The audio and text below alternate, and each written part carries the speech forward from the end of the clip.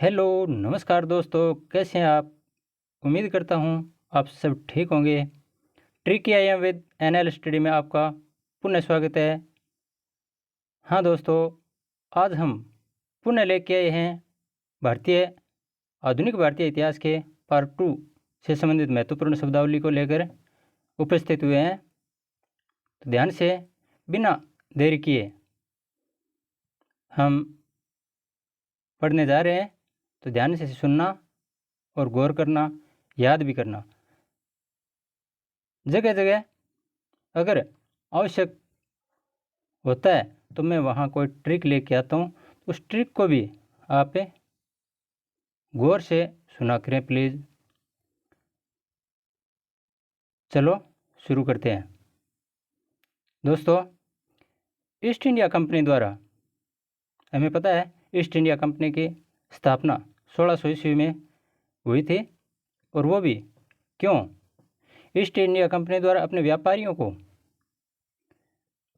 कर मुक्त व्यापार हेतु प्रमाण पत्र जारी करने का ये 10 तक शब्द लिखा है। इससे पहले थोड़ा ईस्ट इंडिया कंपनी के बारे में हम चर्चा कर लेते हैं।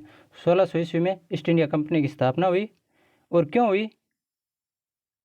भारत में या समुद्र पार व्यापार करने के उद्देश्य से। तो यह एक व्यापारिक कंपनी थी, सिर्फ व्यापार करने के लिए आई थी, यहाँ कोई शासन करने के लिए नहीं आई थी। लेकिन यहाँ की फूट को देखकर, यहाँ के राज रजवाड़ों की आपसी फूट को देखकर उन्होंने मौके का फ़ायदा उठाया और फिर इस सोने की चिड़िया को लूटना शुरू कर दिया। तो इसी क्रम में 10 तक शब्द बहुत बार पूछा जाता है, ये आखिर क्या था? हम चर्चा कर ही लेते हैं। तो 10 तक ईस्ट इंडिया कंपनी द्वारा अपने व्यापारियों को कर मुक्त व्यापार, यानी किसी प्रकार का उनके व्यापार पर कर न लगे, इस हेतु एक प्रमाण पत्र जारी करना, यह था 10 तक।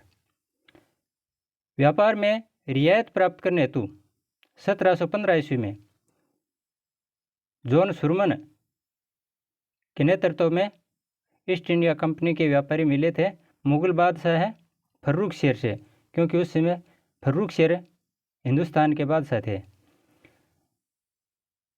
ये मिले 1715 में, लेकिन 1717 ठीक 2 वर्ष बाद फर्रुख शेर ने कंपनी को, अर्थात कौन थे कंपनी क्या हुआ? जॉन सुरमन मुख्य थे उनको एक फरमान जारी किया, जिसके तहत फर्रुख शेर ने कंपनी के व्यापारियों को निम्न रियायतें दी। कौन कौन सी रियायतें थी? नंबर 1, कंपनी को कर मुक्त व्यापार का अधिकार प्राप्त हुआ। बंगाल में 3000 तथा सूरत में 10,000 रुपये वार्षिक के बदले, अर्थात एक मुश्त कंपनी ने फर्रुख शेर को बंगाल के लिए 3000 रुपये दे दिए और सूरत अर्थात गुजरात और महाराष्ट्र वाला इलाका है इस साइड में, सूरत में 10,000 रुपये वार्षिक चुका दिए और आराम से अपना व्यापार शुरू कर दिया। किसी प्रकार का कोई कर उनसे नहीं लिया जाता था। एक तो ये। दूसरा, कंपनी को कलकत्ता के पास की भूमि किराए पर लेने का अधिकार प्राप्त हुआ। मुख्य गढ़ ईस्ट इंडिया कंपनी वालों का बंगाल था और कलकत्ता पश्चिम बंगाल की राजधानी है वर्तमान में भी, उसमें भी ये मुख्य नगर हुआ करता था। तो कलकत्ता के पास की भूमि किराए पर लेने का अधिकार मिल गया किनको? ईस्ट इंडिया कंपनी को, ताकि वो अपनी कोठी बना लें। तीसरा, कंपनी के बम्बई टकसाल में डाले गए सिक्कों को मुगल साम्राज्य में मान्यता मिली। कंपनी की अपनी टकसाल थी जो मुंबई में थी, कंपनी अपने सिक्के डालती थी, उनको पहले मान्यता नहीं मिली थी, लेकिन इस फरमान के बाद कंपनी के जो सिक्के डाले गए थे उनको भारत में मान्यता मिल गई। इस प्रकार कंपनी को बहुत फायदा हुआ। इतिहासकार ओर्मस ने इसे कंपनी का महाअधिकार पत्र यानी मैग्ना कार्टा कहा है। ये कई बार पूछा है कि कंपनी का महाअधिकार पत्र या मैग्ना कार्टा किसने कहा है फर्रुख शेर वाले फरमान को, तो इतिहासकार ओर्मस ने कहा है। आगे भारत शासन अधिनियम 1858 के बारे में पढ़ते हैं। हमें पता है 1857 की क्रांति हुई, जिसके फलस्वरूप काफ़ी उथल पुथल हो चुकी थे। तो ब्रिटिश संसद में विचार विमर्श के बाद 12 फरवरी 1858 को तत्कालीन ब्रिटिश पीएम प्रधानमंत्री उस समय पामरस्टन थे, उनके द्वारा ब्रिटिश संसद में ये भारत शासन अधिनियम पेश किया गया। 2 अगस्त 1858 को एलिजाबेथ के हस्ताक्षर हुए। हमारे यहाँ भी पहले संसद में पेश किया जाता कोई विधेयक और फिर राष्ट्रपति के हस्ताक्षर होते हैं। उसी प्रकार ब्रिटेन में 2 अगस्त 1858 को एलिजाबेथ के हस्ताक्षर हुए थे, लेकिन वो पेश 12 फरवरी 1858 को किया जा चुका था। इसके तहत निम्न प्रावधान थे। क्या क्या? भारत का शासन सीधे ब्रिटिश ताज के अधीन आ गया। पहले कंपनी के अधीन था, अब कंपनी की छुट्टी यानी कंपनी का शासन खत्म। अब सीधे भारत पर शासन कौन करेंगे? ब्रिटिश ताज, ब्रिटिश क्राउन के अंडर में आ गया था भारत का पूरा मामला। ये लॉर्ड कैनिंग ने इलाहाबाद में 1 नवंबर 1858 को महारानी विक्टोरिया की राजकीय घोषणा को पढ़कर सुनाया। उसमें बताया 1857 की क्रांति में लॉर्ड कैनिंग थे भारत के गवर्नर जनरल। तो कैनिंग ने 1 नवंबर 1858 को ये घोषणा पत्र पढ़कर सुनाया इलाहाबाद में। बहुत बार प्रश्न पूछा है, ये हो सकता है आगे भी पूछ लें, तो ये याद रखना। दूसरा, निदेशक मंडल और नियंत्रक मंडल ये होते थे पहले, इन दोनों को समाप्त कर दिया गया और उनके अधिकार भारत सचिव को दे दिए। अब एक नया पद भारत सचिव था, उसको इन दोनों निदेशक मंडल और नियंत्रक मंडल थे, हमें गहराई में नहीं, सिर्फ ये याद रखने निदेशक मंडल और नियंत्रक मंडल, इन दोनों को समाप्त कर दिया और इनके जो नियंत्रण में था मामला जो कुछ भी वो सारा का सारा किन को दे दिया? भारत सचिव को दे दिया। और सचिव की सहायता के लिए क्या किया गया? 15 सदस्यों की एक भारत परिषद बनाई। ये भारत परिषद नाम भारत परिषद है, लेकिन ये मामला सारा का सारा इंग्लैंड का है, वहीं लंदन में हो रहा था ये सब। भारत परिषद कहाँ थी? ये ब्रिटेन में। चौथा, भारतीय गवर्नर जनरल या वायसराय जो भी हो, ये मुख्य होता था, को भारत सचिव की आज्ञा अनुसार कार्य करने के लिए बाध्य किया गया। अब नामात्र का वायसराय कह सकते हैं हम, क्योंकि पूरा का पूरा मामला भारत सचिव के अंडर में आ गया। उसकी आज्ञा के अनुसार ये भारत में काम धाम करवाते थे, जनरल गवर्नर जनरल होते थे वो। अब गवर्नर जनरल की परिषद के विधिक सदस्य तथा एडवोकेट जनरल की नियुक्ति सम्राट द्वारा की जाने लगी। सम्राट कौन सा? यहाँ का नहीं, वो ब्रिटिश वाला। तो गवर्नर जनरल की जो परिषद होती थी उसमें एक तो विधि संबंधी सदस्य होता था और एक एडवोकेट जनरल होता था। उनकी नियुक्ति भी अब कौन करेगा? ब्रिटिश सम्राट करेगा। इस प्रकार 1858 का घोषणा पत्र कंपनी के लिए क्या बनकर आया? मौत बनकर आया। इसके बाद 1857 की क्रांति से संबंधित महत्वपूर्ण घटनाक्रम उनका जिक्र करना शायद जरूरी है। 10 मई 1857 को मेरठ की छावनी से 1857 की क्रांति की शुरुआत होती है। ये प्रश्न पूछते हैं कई बार कि 1857 की क्रांति की शुरुआत कब हुई? तो 10 मई 1857 को। किस छावनी से? मेरठ की छावनी से। और फिर आगे निम्न प्रकार से बढ़ी। एक बार हमेशा की तरह हम सरसरी तौर पर पढ़ लेते हैं, फिर ट्रिक के माध्यम से आराम से याद कर लेंगे। यहाँ सबसे पहले स्थान, फिर नेतृत्वकर्ता, और फिर विद्रोह की दिनांक, और फिर कुचलने वाले ब्रिटिश सेनापति कौन थे। तो सबसे पहले हम दिल्ली की चर्चा कर लेते हैं। दिल्ली में जाफर, ये है बहादुर शाह द्वितीय या बहादुर शाह जफर, ऐसे पढ़ते हैं हम इसको। तो बहादुर शाह जफर या बहादुर शाह द्वितीय ये 1857 की क्रांति का मुखिया माना था। इनके नेतृत्व में 1857 की क्रांति हुई थी, तो वही बहादुर शाह जफर हैं ये। और दूसरे बख्त खां, इनको भी बुला लिया था बहादुर शाह जफर ने कि मैं तो बूढ़ा हूँ, ये काफ़ी 80 वर्ष से ऊपर आयु के थे, तो इन्होंने अपना सेनानायक बख्त खां को नियुक्त किया था। तो दिल्ली में नेतृत्वकर्ता कौन थे, बहादुर शाह द्वितीय या बहादुर शाह जफर। दिल्ली नहीं, ये पूरे भारत के नेतृत्वकर्ता थे 1857 की क्रांति के। और यहाँ 11 मई 1857 को मेरठ से चलकर, ये 10 मई से मेरठ से चलकर दिल्ली आ चुके थे। तो 11 मई 1857 को दिल्ली में शुरुआत हुई। यहाँ हडसन और निकलसन, इन्होंने विद्रोह को कुचल दिया। लखनऊ में बेगम हजरत महल अवध के नवाब को निष्कासित कर दिया था। तो उनकी सुल्ताना थी, मैडम थी पत्नी बेगम हजरत महल, उसने हाथी पर चढ़कर 4 जून 1857 को विद्रोह की शुरुआत की। अंत में कैंपबेल ने विद्रोह को दबा दिया।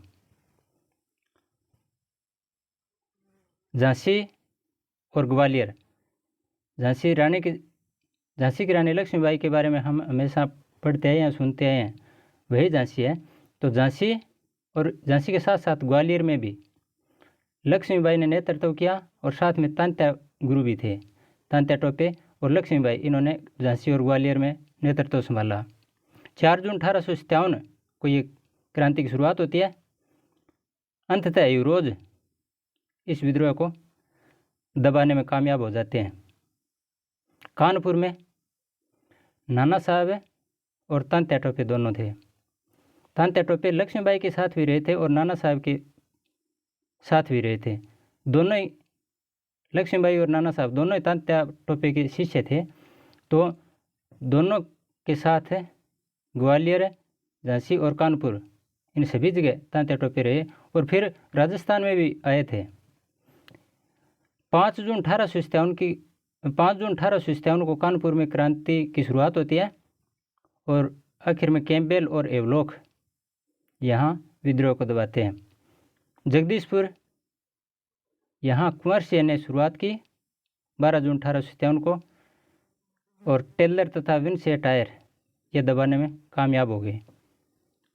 आरा जो बिहार में है, आरा में कुंवर सिंह ने नेतृत्व किया। जगदीशपुर में कुंवर सिंह ने, आरा में भी कुंवर सिंह ने। यहाँ आगे कुछ नहीं लिखा है, तो आपको कुछ याद भी नहीं करना है, यहाँ सिर्फ इतना ही पूछा गया आज तक। फैज़ाबाद में मौलवी अहमद उल्ला, ये उस समय के बहुत महान विद्रोही नेता बनकर उभरे थे, और इन पर ईस्ट इंडिया कंपनी ने इनाम भी रखा था, बहुत बड़ी रकम रखी थी कि जो मौलवी अहमद उल्ला को पकड़ेगा उसको ये इनाम दिया जाएगा। तो ये फैज़ाबाद के थे। जून 1857 में क्रांति की शुरुआत हुई, लेकिन रेनार्ड ने आखिर में विद्रोह को दबा दिया।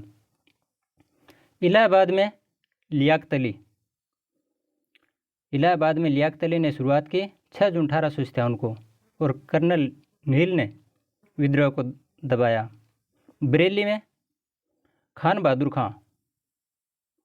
खान और बख्त खां, दिल्ली में बख्त खान थे, यहाँ भी बख्त खान थे।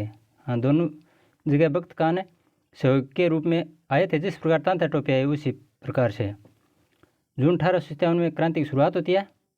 विनसे टायर और कैंपबेल ये विद्रोह को यहाँ भी दबा देते हैं। फतेहपुर। यहाँ अजीमुल्ला कहाँ थे? इन्होंने नेतृत्व किया। 1857 में शुरुआत हुई। महीना लिखा हुआ नहीं मिलता है किताबों में। रेनार्ड ने यहाँ भी विद्रोह को दबा दिया।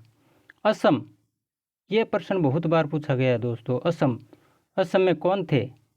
दीवान मनीराम। इन्होंने 1857 की क्रांति का नेतृत्व कहाँ किया था? असम में। इस प्रकार हम इनके बारे में पढ़ चुके हैं। आगे थोड़ा ट्रिक के माध्यम से मैं बताने की कोशिश करूँ। अगर ट्रिक अच्छी लगे तो लाइक करना। वैसे आपकी कोई ज़रूरी नहीं है याद कर लो, लेकिन ट्रिक से मेरे को लग रहा है कि सरल हो जाएगा। जैसे दिल्ली से बहादुरों के हाड़ निकले। 1857 की क्रांति में शहीद हुए थे बहुत से बहादुर लोग थे। उनके हाड़ निकले, ऐसे याद रख लो। दिल्ली से, कहाँ से? दिल्ली से, अर्थात दिल्ली में बहादुर शाह द्वितीय, जिन्हें बहादुर शाह जफर भी बोलते हैं। हाड़ अर्थात दबाने वाले, कुचलने वाले, हडसन, और निकलसन। दिल्ली से बहादुरों के हाड़ निकले। पूरी लाइन मैंने इसमें समझा दी है। केंद्र था दिल्ली, नेतृत्व करता बहादुर शाह, और दबाने वाले, कुचलने वाले विद्रोह को कौन थे? हडसन और निकलसन। इसी प्रकार लाख के महल में कैंप किस महल में लगा है? 1857 की क्रांति में कैंप लगा था किस महल में? लाख के महल में। ऐसे याद रख लो, लाख के महल में कैंप लगा। लाख से लखनऊ, महल बेगम हजरत महल, और दबाने वाले कैंपबेल। हो गया, बस यही है ट्रिक। लाख है लखनऊ, महल बेगम हजरत महल, और कैंपबेल। आगे झांसा। कौन सा झांसा? झांसा है झांसा ताल गए रोज लगावें। झांसा झाड़क्यांगा ताल बार के रोज की लगाई करें। अपनी मातृभाषा के हिसाब से मैं बोल रहा हूँ, मातृबोली के। तो झांसा ताल के रोज की लगावें। झांसा अर्थात झांसी। ताल तंत्या टोपे, ता से तंत्या टोपे, ले से लक्ष्मीबाई। ताल। ये अक्सर थोड़े छोटे दिखाई दे रहे हैं, स्लाइड में कोई गड़बड़ी होगी, आप साथ में मेरे से ध्यान से सुन लो। ता तंत्या टोपे, ले से लक्ष्मीबाई, गे ग्वालियर, रोज अयुरोज। तो झांसा ताल गए रोज लगावें। झांसा से झांसी, ता से तंत्या टोपे, ले से लक्ष्मीबाई, गे से ग्वालियर। झांसी और ग्वालियर में ता ले, रोज कुचलने वाले अयुरोज। हो गया ये। और देखो, इनसे भी बढ़कर कान्हा अर्थात कन्हैया ताकन लाग रहे हैं। कान्हा ताक के है लोक। कान्हा क्या कर रहा है?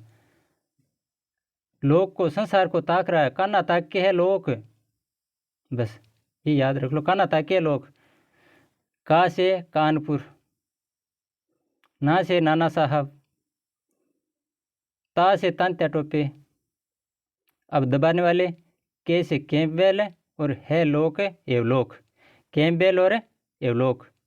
कान्हा ताके है लोक। कानपुर नाना साहब, तांत्या टोपे, कैंपबेल और एवलोक। जगदीश कुंवर ने टेलर सेट करसी। जगदीश कुंवर यहाँ मानना रोको नहीं, बिन टेलर आगे सेट करसी। कपड़ा लत्ता बे जचा से। तो जगदीश कुंवर, जगदीश से जगदीशपुर, कुंवर से कुंवर से है, टेलर से टेलर, और सेट से विंसेट आयर। सेट से विंसेट आयर। तो जगदीशपुर कुंवर सिंह है नेतृत्व करता। टेलर और विंसेट आयर ये विद्रोह को दबाने वाले। फिजा में मौलवी को रहने दें। मौलवी लोग में उनके बारे में ये लाइन है। फिजा में मौलवी को रहने दें, मौलवी को अपने आप में फिजा में रहने दो, छेड़ो मत। अर्थात फिजा फैजपुर, फिजा से फैजपुर, मौलवी से मौलवी अहमदुल्ला, और रहने दें रेनार्ड, रहने दें रेनार्ड। फैजपुर मौलवी अहमदुल्ला, रेनार्ड। इसी प्रकार इलियाँ, जो गेहूँ में इलियाँ पड़ती हैं, वो इलियाँ काले भूरे रंग की नहीं है, नीले रंग की है। 1857 की क्रांति में जो इलियाँ पड़ी वो नीले रंग की पड़ी, इलियाँ नीली हैं। ई से इलाहाबाद, लिया से लियाकतली, ई से इलाहाबाद, लिया से लियाकतली, और नीली से नील। दबाने वाला कौन था? नील। ये भी याद हो गया। बरेली की खान में आयर केप गिरी। केप कहाँ गिरी? बरेली। दोस्तों ये तो एक और भी आता है, ये गीत आता था ना पहले, झुमका गिरा रे बरेली के बाजार में, झुमका गिरा रे, वही बरेली। ये झुमका गिरा बरेली के बाजार में नहीं, खान में पढ़ लो। बरेली की खान में झुमका नहीं, केप गिरा। केप कैम्बेल है, बरेली में खान, खान बहादुर खान। बरेली में नेतृत्व करता कौन थे? खान बहादुर खान। और केप आयर कहाँ गिरी? खान में। आयर विंसेंट आयर और कैम्बेल, कैम्बेल और विंसेंट आयर बरेली में विद्रोह को दबाने वाले, जबकि खान बहादुर खान ये नेतृत्व करता थे। अजी मुल्ला की फतेह रहने दें। जिस प्रकार फिजा में मौलवी को रहने दें, उसी प्रकार अजी मुल्ला की फतेह रहने दें, उसकी जीत को रहने दो। अजी मुल्ला की फतेह को रहने दो। अजी मुल्ला अर्थात अजी मुल्ला नेतृत्व करता थे कहाँ? फतेहपुर में। रहने दे रेनार्ड, रेनार्ड ने विद्रोह को दबा दिया कहाँ? फतेहपुर में। और नेतृत्व करता कौन थे? अजीमुल्ला खां। इस प्रकार ट्रिक मैंने बताई है, अच्छे लगे तो ठीक है, वरना मत याद करना चाहिए। लेकिन मेरे ख्याल से सरलता हो जाएगी, आप भूलोगे नहीं कभी।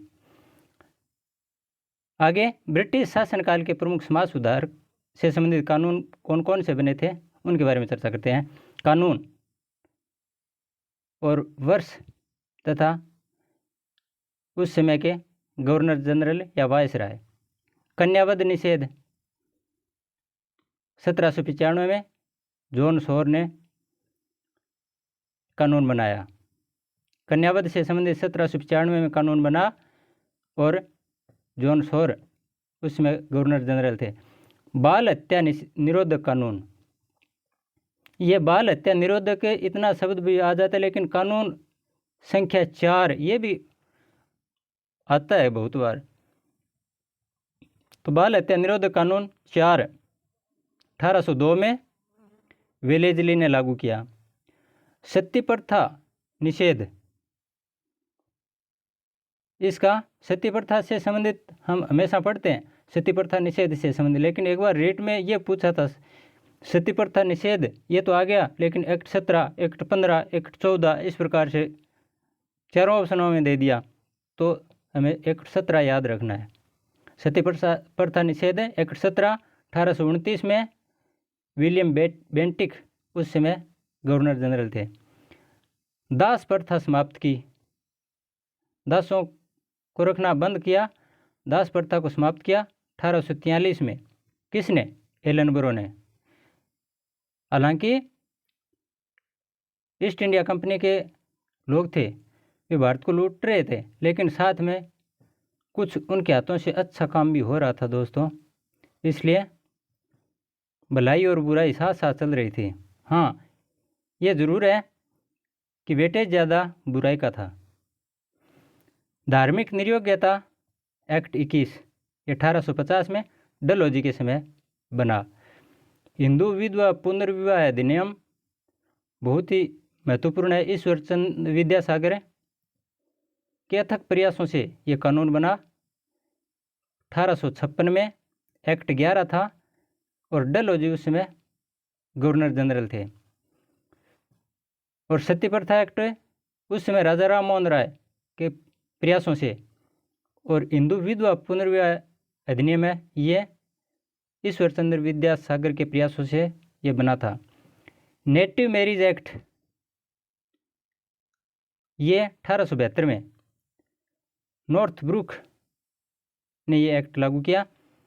एज ऑफ कंसेंट एक्ट 1891 में बना। किसने बनाया? लैंसडाउन ने। और दोस्तों याद रखना, बाल गंगाधर तिलक, लोकमान्य बाल गंगाधर तिलक ने इसका विरोध भी किया था। क्यों? इसलिए कि भारतीय समाज में कानून बनाने का अधिकार सिर्फ भारतीयों को है, अंग्रेजों को नहीं, ये कहकर उन्होंने इसका विरोध भी किया था। शारदा एक्ट 1930 में बना। इरविन उस समय गवर्नर जनरल थे।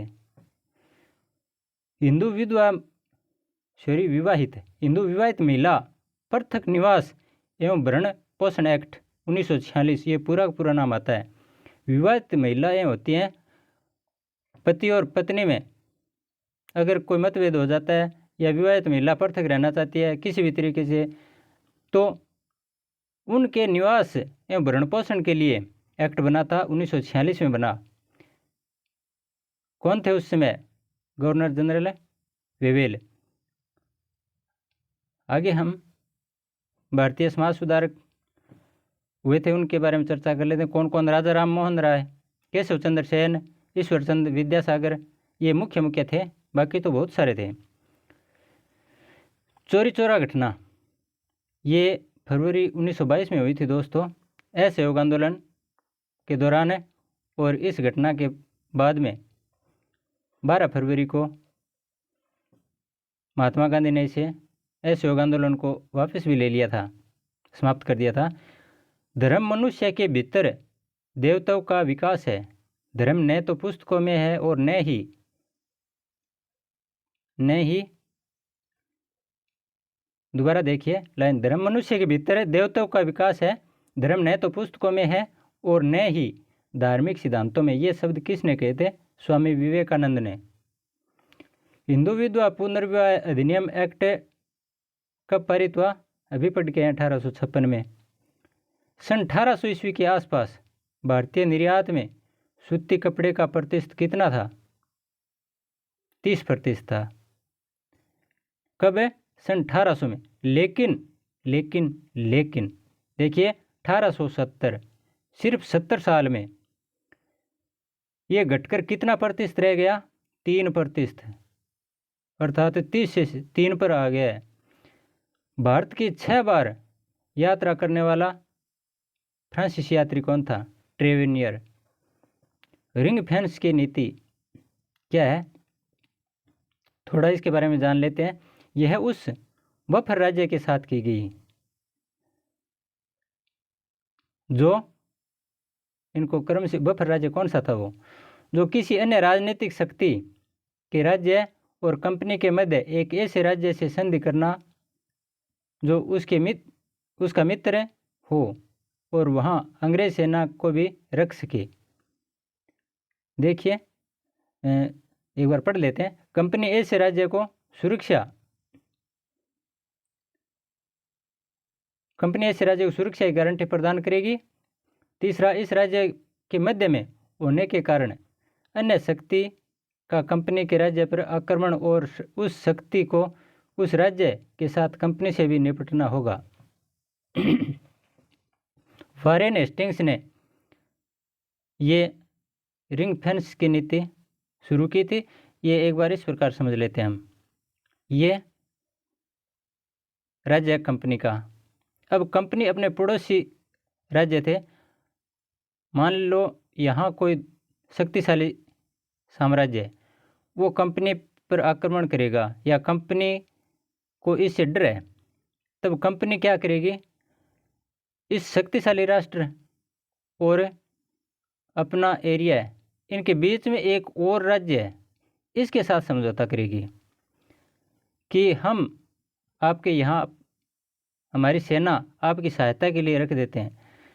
लेकिन ये इस राज्य से कोई मतलब नहीं था कंपनी को। कंपनी चाहती थी कि ये अगर आक्रमण करे तो हमारे तक पहुंचने से पहले इसके द्वारा जो भी नुकसान होगा वो इस राज्य में हो जाएगा, और यहाँ आते आते ये हो सकता हमारे से हार भी जाए और थक जाएगी, यहाँ आते आते थक भी जाए, क्योंकि यहाँ हमारे आधे सैनिक डटे हुए हैं। तो और इनका खर्चा ये राज्य खुद वहन कर रहा है, तो कंपनी को कोई यहाँ अपने सैनिकों को छोड़ने में कोई किसी प्रकार की दिक्कत नहीं हो रही थी, और इस राज्य से सुरक्षा भी हो रही थी। इस प्रकार कंपनी ने इस साइड में, इस साइड में, इस साइड में अपने चारों तरफ एक घेरा बना लिया, और अपने पड़ोसी जो भी साम्राज्य थे, रियासतें थी, उनको सुरक्षा देने का कहकर खुद की सुरक्षा कर ली कि हम आपकी सहायता करेंगे, आपकी सुरक्षा की जिम्मेवारी हमारी है, हमारे सैनिक आप रख लो, लेकिन उनका खर्चा आप दे दो। तो उनके यहाँ अपने सैनिक रख दिए। उनका काम क्या था? कंपनी की सुरक्षा करना और उनका खर्चा इन राज्यों से लेना, और साथ में अगर कोई दूर दराज से विशाल शक्ति है तो वो कंपनी तक पहुंचने से पहले इनसे लड़ेगी, तो कंपनी तक पहुंच भी नहीं पाएगी। इस प्रकार ये रिंग फेंस की नीति लागू की थी। किसने? वारेन हेस्टिंग्स ने। आगे, कंपनी द्वारा राजपूत राज्यों के साथ सहायक संधि करने का मुख्य उद्देश्य क्या था? अंग्रेजों की प्रभुसत्ता स्थापित करना।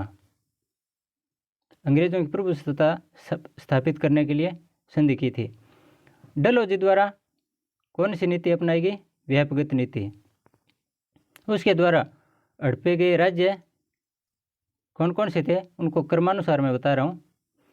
एक ट्रिक है, सज्जे सब उजाना अब। ज़्यादा नहीं पढ़ना है, हमें सिर्फ इस ट्रिक वाले पढ़ लेते हैं। सज्जे से सतारा, जैसे जैतपुर, से संबलपुर, जैतपुर, से सतारा, जैतपुर, संबलपुर, बघाट, उदयपुर, झांसी, उझाना, ये नागपुर, अब अवध। इस प्रकार व्यापगत नीति के तहत लॉर्ड डलहौजी ने सजे सब उजाना अब, ये लाइन एक दो बार पढ़ोगे तो आपकी याद रह जाएगी। ये अपने हड़प नीति के तहत कब्जे में किए थे। इस प्रकार दोस्तों, आधुनिक भारतीय इतिहास के बारे में हमने मोटा मोटी कवर कर लिया है, और बीच में हम मध्यकालीन इतिहास के बारे में एक थोड़ा छोड़ चुके हैं, वो अगले वीडियो में हम कवर करेंगे। तब तक के लिए धन्यवाद। जय हिंद।